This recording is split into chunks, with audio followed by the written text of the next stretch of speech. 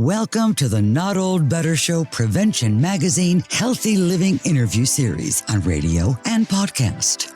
The show covering all things health, wellness, culture, and more. The show for all of us who aren't old, we're better. Each week, we'll interview superstars, experts, and ordinary people doing extraordinary things, all related to this wonderful experience of getting better, not just older. Now, here's your host, the award-winning Paul Vogelzang. Welcome to an extended episode of the Not Old Better Show's Prevention Magazine interview series. Today we have an insightful, expanded discussion lined up featuring prevention byline columnist Leslie Goldman and Dr. Emily Rubenstein, a distinguished Chicago-based board-certified dermatologist specializing in dermatology and aesthetics. We're talking in an extended episode, as I say, of the Not Old Better Show Prevention Magazine interview series about Leslie Goldman's recent article, wonderful piece in August's Prevention Magazine titled The Ugly Truth of Med Spas. In this episode, we delve into the potential risks and complications that can arise from health spa treatments with a particular focus on individuals over age 60. Writer Leslie Goldman and Dr. Emily Rubenstein are here today to elaborate on some of the most common risks and how they can impact older individuals, highlighting the importance of being informed before undergoing such treatments. We'll also explore the pressing need for more regulations in the health spa industry. Dr. Rubenstein will provide an overview of the current state of regulation, explaining why it is a significant issue for consumers and what improvements are necessary to ensure safety and accountability in this growing industry. Another critical topic we'll cover is the employment of non-medical staff in health spas to perform procedures. Dr. Rubenstein will discuss the potential dangers of this practice and what consumers should be aware of regarding staff qualifications, training, and other elements in order to avoid any adverse outcomes. Moreover, we will address the importance of medical oversight in these facilities and services, ensuring that procedures are performed safely and effectively under proper supervision. Dr. Rubenstein will also share tips on how to avoid being taken advantage of by flashy marketing tactics commonly seen on social media and other platforms. So, Leslie Goldman, Dr. Emily Rubenstein are here to provide some practical advice on the specific questions to ask when booking an appointment at a med spa. You're going to learn how to ensure that you are choosing a safe and reputable provider. We will also discuss the potential long-term implications of undergoing unsafe procedures, particularly for our audience of older adults, and offer some tips for our listeners considering med spa treatments to ensure their safety and well-being. Join us for this informative and engaging episode as we uncover the critical aspects of health spa treatments and how to navigate this industry safely. It's part of an article in August's Prevention Magazine titled The Ugly Truth of Med Spas. Prevention Magazine writer Leslie Goldman, Dr. Emily Rubenstein, welcome to the program. Thank you. I'm looking forward to talking about this program. I think as I first read it, it was something that I didn't know much about. I had heard the term health spa. We're going to talk about, Leslie, your article for which, Dr. Rubenstein, you've been interviewed throughout, but it's titled The Ugly Truth. It's in August's Prevention Magazine. I really enjoyed it, and I think our audience is too. Leslie, let's start with you and talk a little bit about the highlights of the article, the complications, and Dr. Rubenstein, by all means, chime in and jump in, but there are an awful lot of issues that these health spas, the treatments that come from them, many are safe, but there are some that aren't. Yes. So what we're talking about in this article are med spas. They're known as med spas or sometimes just med spas. And these are places that you've likely seen out and about when shopping. They're pretty much everywhere. They are often very prettily decorated spa-like atmospheres where people can go to get all sorts of cosmetic procedures done, anything from filler to Botox, laser hair removal, fat dissolving injections. Basically what they are they kind of blur the line between medical treatments and spa treatments. And that's actually a quote from the American Spa Association themselves. So definitely it's recognized that that's what they're doing. And they've really helped kind of take away some of the stigma of having things like filler and Botox. And they often have discounted prices. These procedures would cost more if they were being done in a dermatologist's office in many instances. This is a very lucrative industry. Med spas are a $15 billion industry is what I discovered when I was researching this. People love going to them. They seem to almost feel like a treat. You walk in and you might be handed a latte and there's a beautiful crystal chandelier and pink velvet chairs. And the thing is that people have gotten so used to them that they're not really realizing that what they're undergoing are actual medical procedures. Mm-hmm. It was interesting to have you point out this idea that these are facilities that are a bit lush. They're a bit lavish, and they're prettily decorated. I think that does bring into this idea that these medical facilities are potentially there to lure us in. It's all about perhaps the hoopla. Dr. Rubenstein, I know you've seen this from kind of both perspectives. Tell us a little bit about that aspect. Well, the aesthetics really do draw patients in. Mm-hmm. Even in a dermatology office, we do both medical and cosmetic in my office. There has to be an aesthetic component to the office itself. Unfortunately, that's part of what patients kind of expect. Now, we call them obviously patients because that's what they are in my office. Sometimes they'll call them clients in a med spa because it's a different way of looking at it. So instead of creating a patient-physician relationship, they're creating a client relationship or a more casual relationship with the patients. And I think that making it aesthetically pleasing is making the patient more comfortable. And it's kind of plays into the idea of what Leslie was saying, of making it more of a comfortable and accepting procedure. Like when you go to a spa or when you go on vacation, you're going to go have a massage. You expect to have a certain aesthetics in the place that you're receiving these. And that's part of the component of these med spas. And not to say that med spas are bad. There's some very good med spas, but it can blur the line of what's considered good. I mean, it looks good. So is it good? Mm-hmm. Yeah, thank you for that. And you say that you do both. You do aesthetic procedures as well as dermatological procedures, and that sometimes your patients are even surprised to hear that you do the aesthetic procedures. I think that adds some complications to all of this. Yeah, it is really interesting to see because as a dermatologist, part of our training and part of our residency that we do, 4 years of medical school, 4 years of residency, is aesthetic training and understanding complications and understanding, doing this under supervision of experienced other dermatologists as we're learning these procedures over the years of training that we do. It's interesting to hear patients not realize that we do cosmetics, and that is part of our actual training. Just as a plastic surgeon is trained in plastics, we're also trained in cosmetics. So it's always kind of shocking to me, or I get taken back when they're like, oh, I didn't realize you did cosmetics. Sometimes we'll get the reverse where they'll say, oh, I didn't know you did skin checks. But more often we'll find that patients are a little surprised that dermatologists are trained in cosmetic procedures.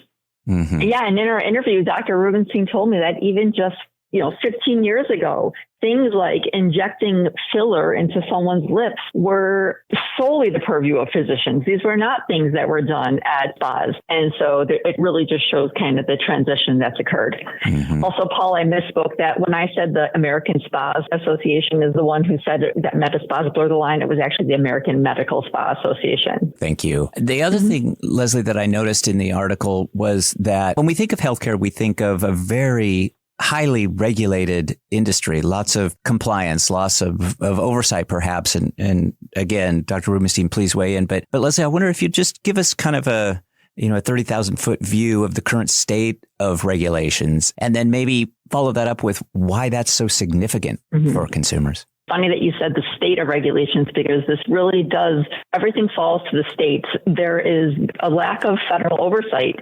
regulating these med spas. Basically, what it comes down to is it's a state-by-state decision. And so you might be able to legally and oftentimes safely have a certain procedure done at a med spa in New York by a medical esthetician, but you would not be able to have that same procedure done legally in another state.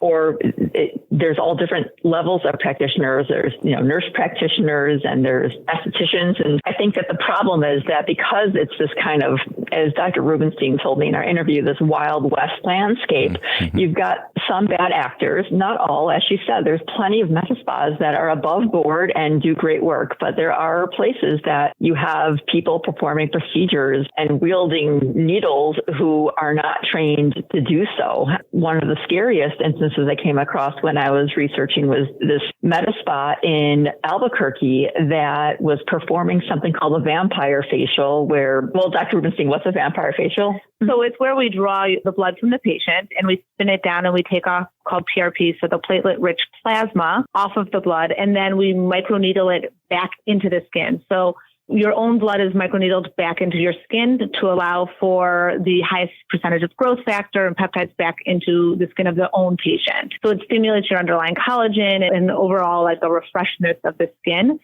But it has to be done under sterile procedures. So, everything has to be very well cleaned. Obviously, the needles are disposable, all individualized for the patient.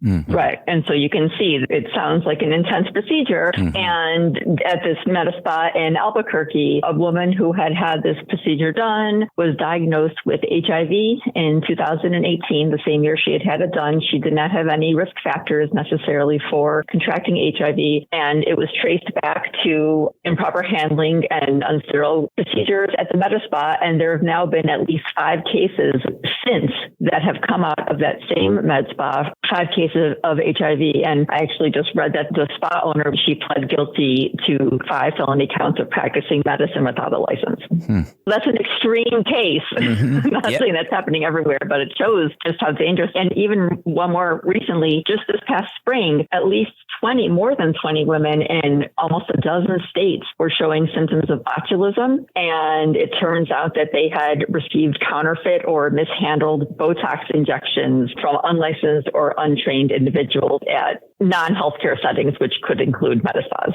It just seems to me that the very nature, and that sounds like a spooky procedure too, the vampire procedure. It just seems like the very nature of that is medical. And Dr. Rubenstein, you say that it needs to be performed under sterile clinical circumstances. And you point this out, Leslie, yet these health spas employ a lot of non-medical staff. And that's a big issue for our audience, too. These are rife for potential dangers to not have a medical professional there, but have a non-medical staff performing some of the procedures.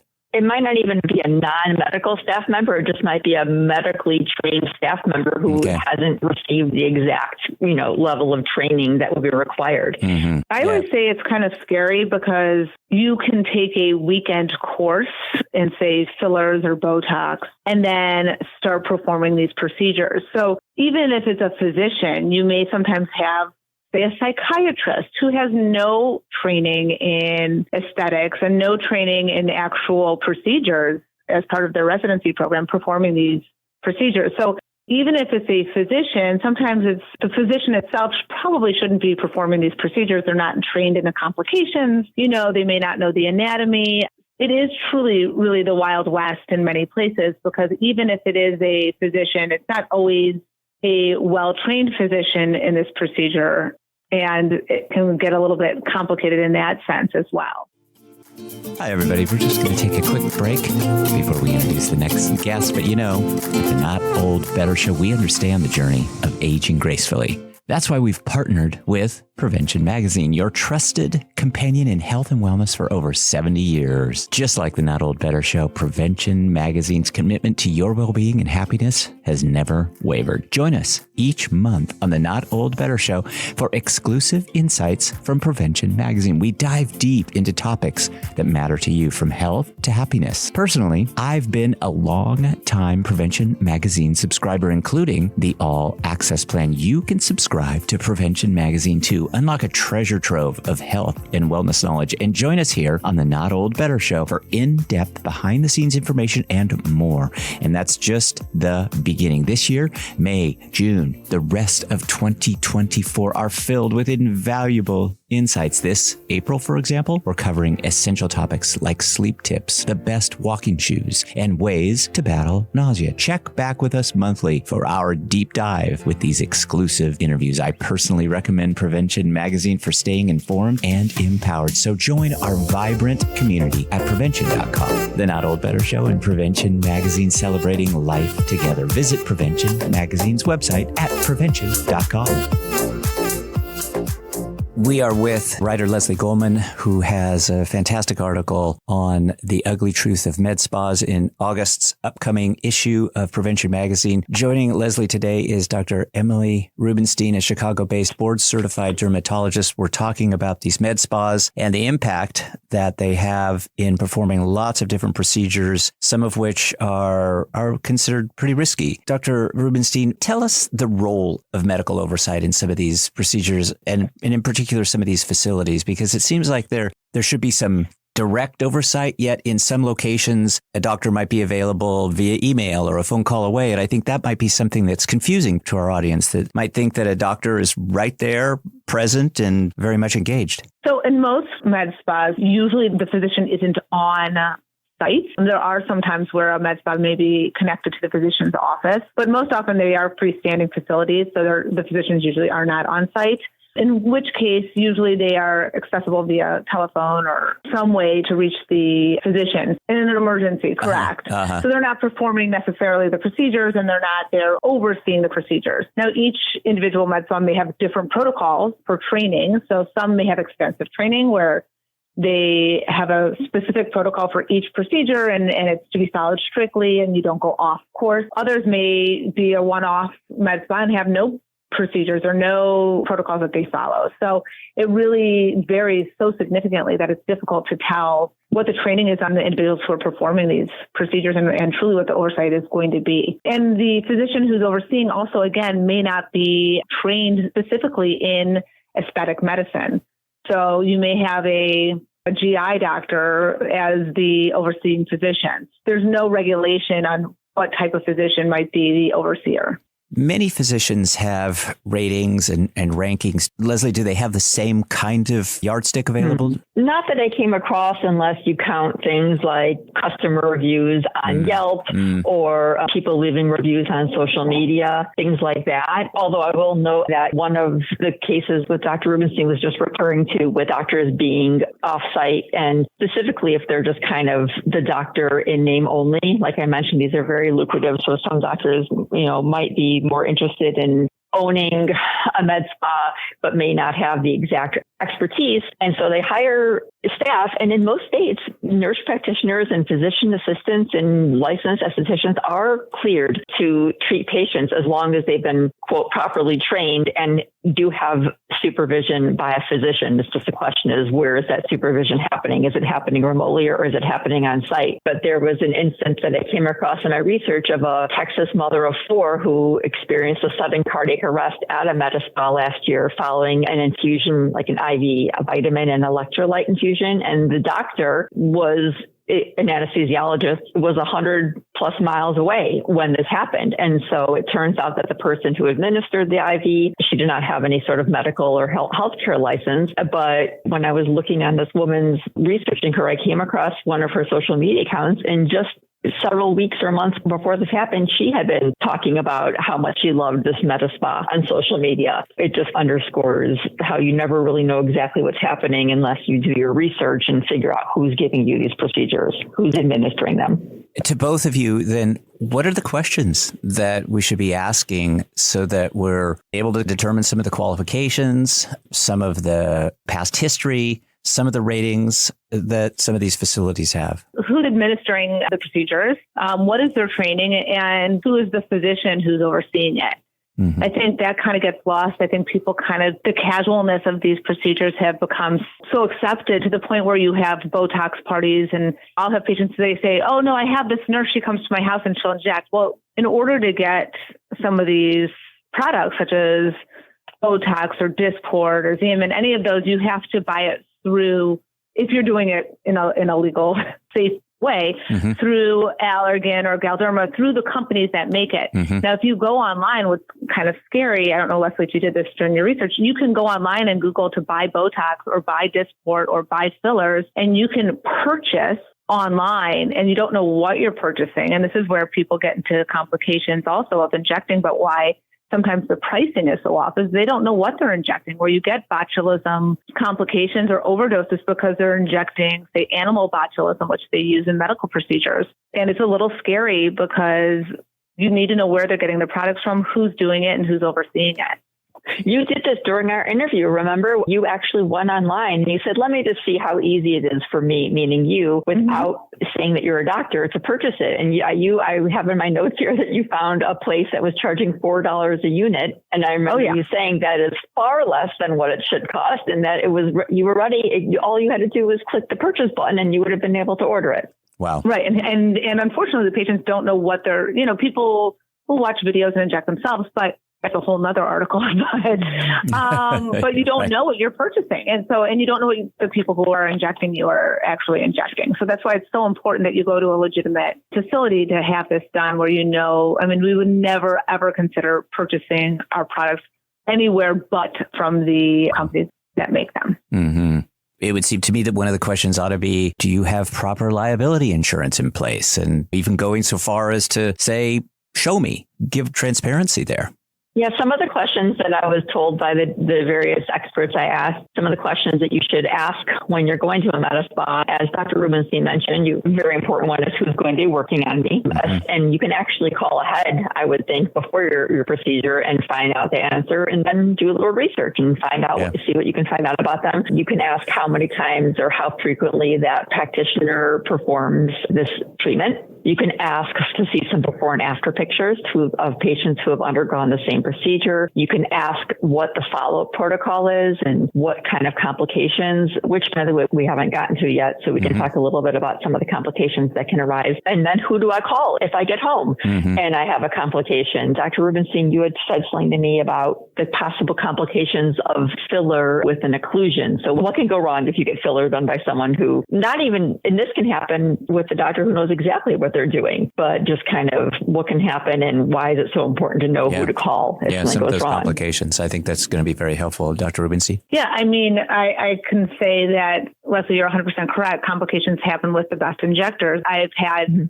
complications in my own injections because not everyone's anatomy is the same. And I think my mentor put it perfectly when she told me, Emily, if you do enough injections, you're going to get a complication. So it's something expected, but it's knowing how to deal with the complication and how to treat it and how to recognize it.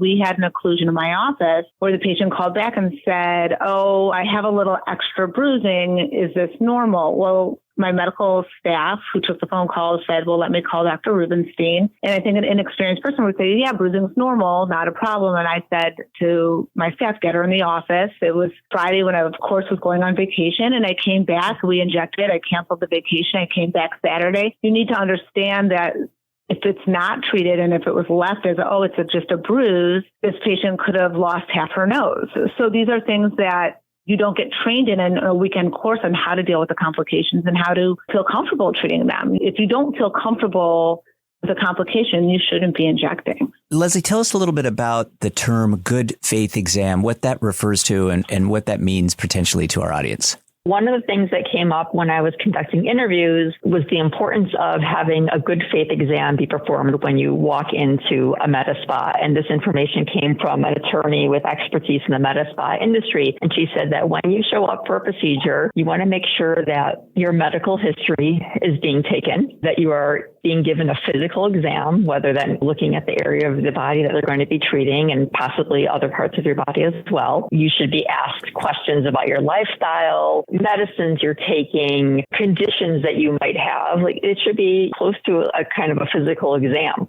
And this should be performed by a physician or a physician assistant or an advanced practice nurse. It depends on the state, I believe. And it should be performed before anything happens. And if you're walking in and literally you are just signing your name on a sign-in sheet, and the next thing you know, someone is microneedling your face or injecting filler into your face, then that's a red flag. The title of the article is The Ugly Truth. Leslie Goldman and Dr. Emily Rubenstein have been our guests today. Congratulations again on this wonderful article to both of you. I wonder if we could just wrap up with any final crucial tips that you want to recommend? Any ideas and guidance on this idea of finding the right, reputable, safe provider? I think the importance is doing your research, like Leslie had said. It's important to know who's providing the procedure, what their experience is, their training, and who the overseeing physician is. Absolutely. Do your research. I think it's just important for people to keep in mind that these are medical procedures, and you wouldn't just let someone perform heart surgery or put a cast on your arm who hasn't been trained. And so you should put the same kind of care and thought into having substances being injected into your body, things like that. I'll also add that the American Society for Dermatologic Surgery Association has introduced some new legislation where they're calling on states to strengthen patient safety through increased oversight of medical care in all settings, including these med spas. So hopefully that might make a little bit of progress. Also, just remember that you can always kind of be extra safe and go to a dermatologist who performs these procedures. And that way, none of this is as much of a concern. Well, thank you. And Dr. Rubenstein, thank you so much for your time. I think this is all important for us to think about and understand. And I certainly feel like I'm understanding it a little bit more, but research is a great way to get caught up on all of this and stay current. Thanks for your time, both of you. Again, you can check out the article, The Ugly Truth by Leslie Goldman. Dr. Emily Rubenstein participated and joined us today in August's Prevention Magazine. We'll have links to the story as well as links so that you can find out more information about Dr. Rubenstein and all of Leslie Goldman's work. But thanks to both of you. Again, congrats. Wonderful, wonderful job on this article. I so appreciate your time. Thanks for being so generous today. Absolutely. Thank you. Thank you.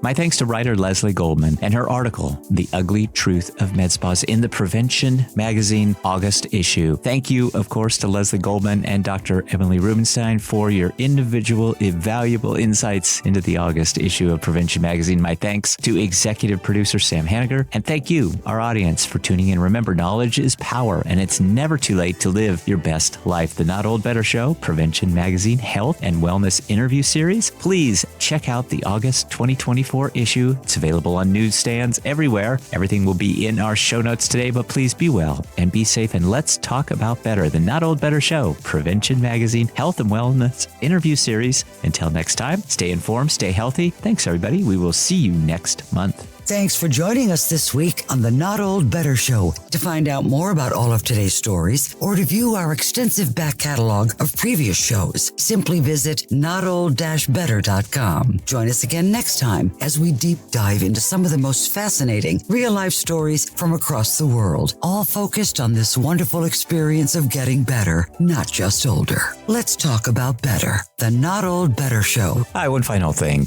Please check out our website for this episode and all episodes at notold-better.com, or subscribe to the podcast on Apple Podcasts, and be sure to check out your local radio stations to find out more about the Not Old Better Show on podcast and radio. You can find us all over social media. Our Twitter feed is Not Old Better, and we're on Instagram at Not Old Better too. The Not Old Better Show is a production of NOBS Studios. I'm Paul Vogelsang, and I hope you'll join me again next time to talk about better.